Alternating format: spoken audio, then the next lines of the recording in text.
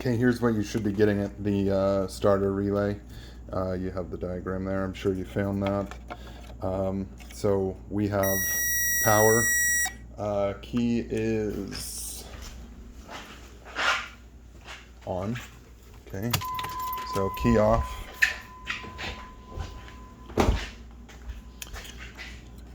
Power. This is ground to the starter. So let's get a better view here. So power, ground to the starter. Then we have this right here is a ground from the PCM. When I turn the key to the start position, I have this audible, so you can hear ground, power. So we have that in there. I'm going to turn the key to start.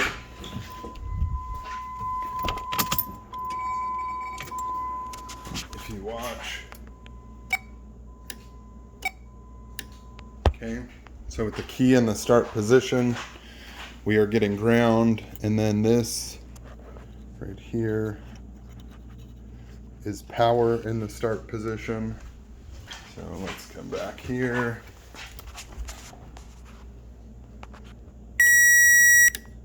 Okay, so that is what you should be getting. Now the one other thing that you can do, like I said, so we've got, be careful what I'm doing here. If I put this to battery, if I go to ground right here, which is to the starter, so you should get that. And if you're not getting that, your connector on the starter is bad.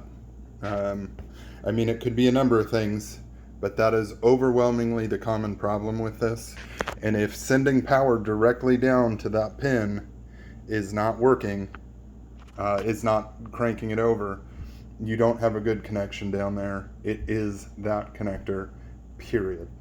It may be other things too, but it is 100% that for sure.